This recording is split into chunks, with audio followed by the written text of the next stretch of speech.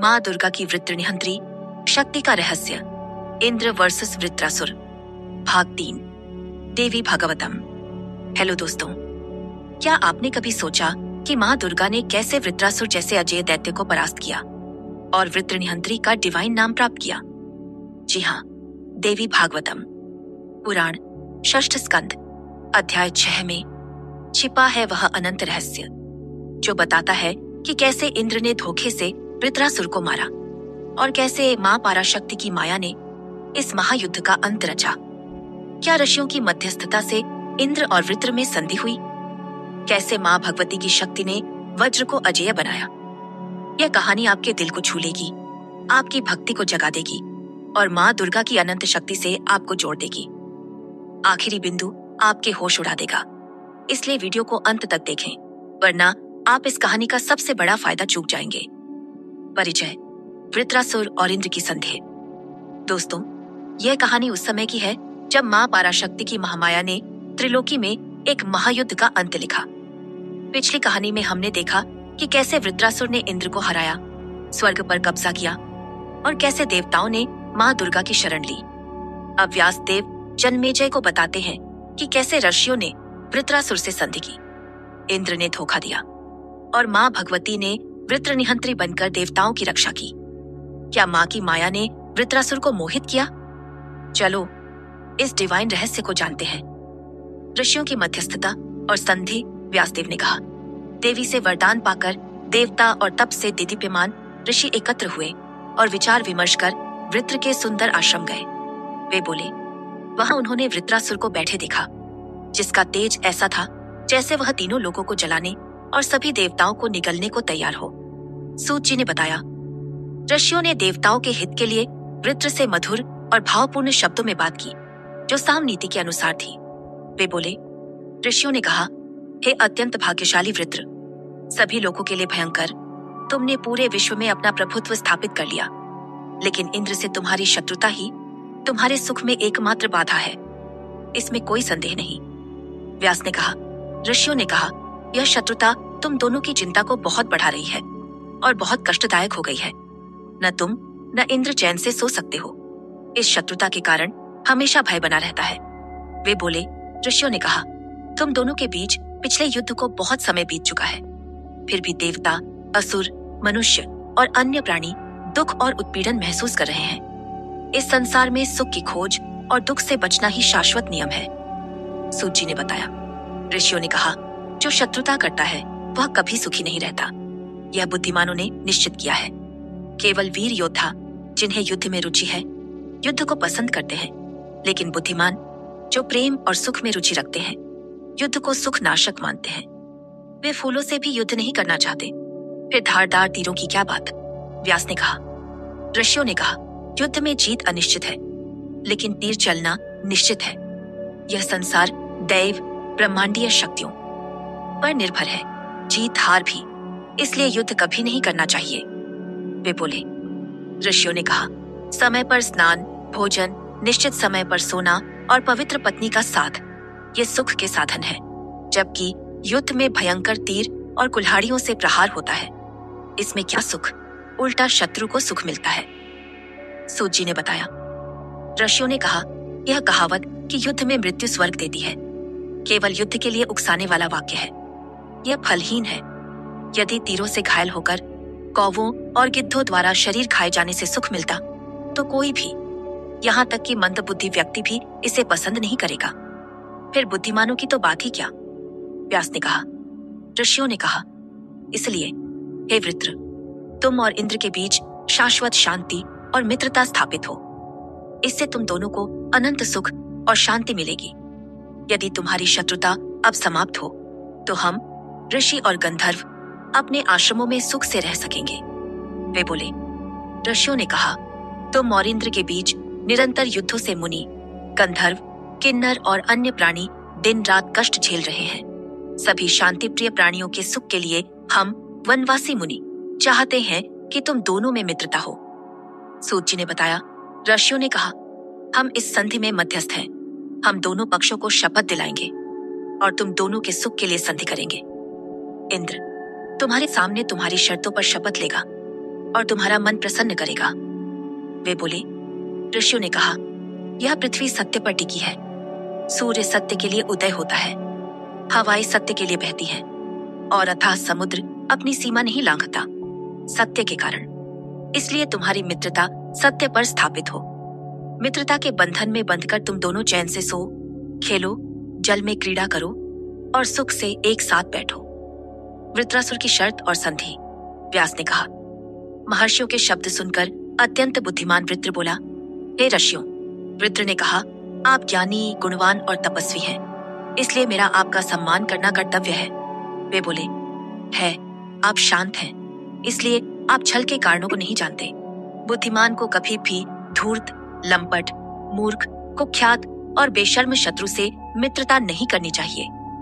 सूत जी ने बताया, वृत्र ने कहा, यह नीच इंद्र बेशर्म, धोखेबाज, लंपट और ब्रह्म हत्या का दोषी है। ऐसे व्यक्तियों पर कभी भरोसा नहीं करना चाहिए। आप संत हैं, गुणों से युक्त हैं, इसलिए आपके मन में दूसरों के छलपूर्ण विचार नहीं आते। आप शांत हैं, इसलिए धोखेबाजों के मन को नहीं समझ सकते। आपको कभी भी दो व्यक्तियों के बीच मध्यस्थ नहीं बनना चाहिए। व्यास ने कहा, मुनियों ने कहा, हे राजन, सभी प्राणी अपने कर्मों का फल भोगते हैं, चाहे अच्छे हों या बुरे। जो छल से दूसरों को कष्ट देते हैं, वे शांति कैसे पा सकते हैं? धोखेबाज निश्चित रूप से नरक में जाते हैं और हमेशा कष्ट भोगते हैं। वे बोले, मुनियों ने कहा, ब्रह्म हत्या करने वाले और शराबी मुक्ति पा सकते हैं, लेकिन विश्वासघाती और मित्रों के विरुद्ध जाने वाले कभी मुक्त नहीं होते। वे निश्चित रूप से नरक में कष्ट भोगते हैं। इसलिए हे सर्वज्ञ वृत्र, स्पष्ट बताइए कि आपके मन में क्या है और आपकी शर्तें क्या हैं। हम तुम और इंद्र के बीच संधि करेंगे। सूत जी ने बताया। वृत्र ने कहा, हे भाग्यशाली मुनियों, मैं इंद्र से केवल इस शर्त पर शांति संधि कर सकता हूँ कि इंद्र और अन्य देवता मुझे दिन या रात में सूखी या गीली चीज, लकड़ी, पत्थर या वज्र से नहीं मारेंगे। इसके अलावा कोई और शर्त नहीं। इंद्र का शपथ और धोखा। व्यास ने कहा, ऋषियों ने वृत्र की बात स्वीकार की और इंद्र को वहां लाए। उन्होंने इंद्र को संधि की शर्तें बताईं। वे बोले, इंद्र ने मुनियों के सामने अग्नि को साक्षी मानकर शपथ ली कि वह संधि की शर्तों का पालन करेगा। इससे वह अपनी भारी चिंता और बुखार से मुक्त हुआ। सूत जी ने बताया, वृत्र ने इंद्र के शब्दों पर भरोसा किया और उसका मित्र बन गया। वे एक साथ जीने, खेलने और आनंद लेने लगे। वे बोले, वे कभी नंदन वन, कभी गंधमादन पर्वत, तो कभी समुद्र तट पर घूमते। वृत्र इस मित्रता से बहुत प्रसन्न था, लेकिन इंद्र उसकी कमजोरी ढूंढने में लगा रहा। व्यास ने कहा, संधि के बाद कुछ वर्ष बीत गए। सरल वृत्र ने इंद्र पर बहुत भरोसा करना शुरू कर दिया, लेकिन इंद्र उसके वध का उपाय सोचने लगा। वे बोले, एक दिन विश्वकर्मा ने यह जानकर कि वृत्र ने इंद्र पर पूर्ण भरोसा कर लिया है, अपने पुत्र को बुलाया और कहा, हे मेरे पुत्र वृत्र, मेरी अच्छी बात सुनो। जिसके साथ कभी शत्रुता हुई हो, उस पर भरोसा करना उचित नहीं। इंद्र तुम्हारा सबसे बड़ा शत्रु है। वह हमेशा तुम्हें हानि पहुंचाने का इरादा रखता है। उस पर भरोसा न करो। सूत जी ने बताया। विश्वकर्मा ने कहा, इंद्र पर कभी भरोसा नहीं करना चाहिए। जो लालची, शत्रुता करने वाला, दूसरों के दुख में आनंद लेने वाला, लंपट, दूसरों की पत्नियों पर नजर रखने वाला, धोखेबाज, दूसरों में दोष निकालने वाला, ईर्ष्यालु, जादूगर और अहंकारी है। वे बोले। विश्वकर्मा ने कहा, और क्या कहूं? उस नीच ने बिना पाप के डर के अपनी मां के गर्भ में प्रवेश कर रोते हुए शिशु को 7 टुकड़ों में काटा और फिर प्रत्येक टुकड़े को 7 भागों में, कुल मिलाकर 49 टुकड़ों में काट दिया। इसलिए हे पुत्र, उस पर कभी भरोसा न करो। वह हमेशा दुष्कर्म करता है और फिर पाप करने में शर्म नहीं करता। वृत्रासुर का अंत और मां की शक्ति। व्यास ने कहा, वृत्र का मृत्यु समय निकट था, इसलिए वह अपने पिता की सार्थक चेतावनी को शुभ नहीं मान सका। वे बोले, एक दिन एक बहुत ही अशुभ और भयंकर संध्या समय में इंद्र ने वृत्र को समुद्र तट पर अकेला देखा। सूत जी ने बताया, इंद्र ने ब्रह्मा के वरदान के बारे में सोचा और मन में विचार किया, यह भयंकर संध्या समय है, न दिन है न रात, और यह दैत्य यहाँ अकेला है। इसे बलपूर्वक मारना उचित है, इसमें कोई संदेह नहीं। वे बोले। इंद्र ने तुरंत अविनाशी आत्मा हरि को स्मरण किया।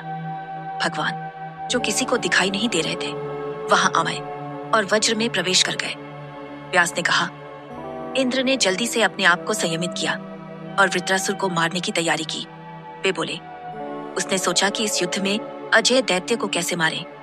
यदि धोखे से शत्रु को न मारे तो शत्रु जीवित रहेगा और उसका कल्याण असंभव होगा। सूत जी ने बताया, जब इंद्र सोच रहा था, उसने समुद्र के पानी का झाग देखा जो पर्वत जितना बड़ा था। वे बोले, इंद्र ने सोचा कि यह झाग न सूखा है, न गीला और न कोई हथियार है। उसने तुरंत उस झाग को लिया और पूर्ण भक्ति से भुवनेश्वरी की सर्वोच्च शक्ति का स्मरण किया।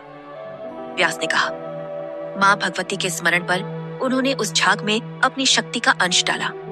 नारायण की शक्ति से युक्त वज्र भी उस झाग से ढक गया। वे बोले, इंद्र ने झाग से ढके वज्र को वृत्र पर फेंका। वृत्रासुर तुरंत पर्वत की तरह गिर पड़ा।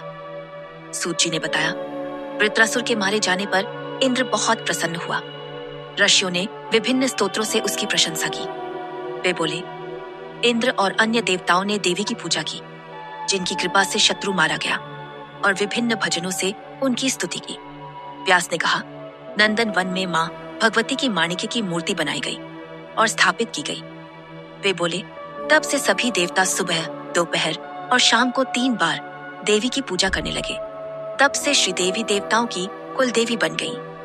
सूत जी ने बताया, इंद्र ने विष्णु, जो देवताओं में सर्वोच्च है, की भी पूजा की। वे बोले, जब भयंकर और शक्तिशाली वृत्रासुर मारा गया तो शुभ हवा धीरे धीरे बहने लगी। देवता, गंधर्व, राक्षस और किन्नर बहुत आनंद के साथ घूमने लगे। आखिरी रहस्य, मां दुर्गा की वृत्र नियंत्री शक्ति। दोस्तों, यह कहानी हमें सिखाती है कि मां पाराशक्ति की महामाया ही त्रिलोकी की नियंता है। उनकी माया ने वृत्रासुर को मोहित किया, उनके झाग में अपनी शक्ति डाली और इंद्र को उसे मारने में सक्षम बनाया। इसलिए मां भगवती को तीनों लोकों में वृत्र निहंत्री, वृत्र का संहार करने वाली कहा जाता है। लेकिन पहली नजर में इंद्र ने झाग से उसे मारा, इसलिए लोग कहते हैं कि वृत्र को इंद्र ने मारा। आखिरी बिंदु में एक ऐसा रहस्य है जो आपके जीवन को मां की कृपा से जोड़ देगा। लेकिन अब आता है वह आखिरी रहस्य जो आपके होश उड़ा देगा और आपके जीवन को हमेशा के लिए बदल देगा। मां दुर्गा की वृत्र निहंत्री शक्ति वह डिवाइन शक्ति है जो असंभव को संभव बनाती है, हर शत्रु को परास्त करती है और भक्तों के सभी दुखों को हर लेती है। उनकी भक्ति से आप अपने जीवन के हर संकट को पार कर सकते हैं, हर इच्छा को पूरा कर सकते हैं और परम शांति पा सकते हैं। बस उनकी पूजा करें, उनके मंत्र ओम ह्रीं श्रीं दूं दुर्गाय नमः का जाप करें और उनके प्रति पूर्ण श्रद्धा रखें। यह रहस्य आपके जीवन में अनंत चमत्कार ला सकता है।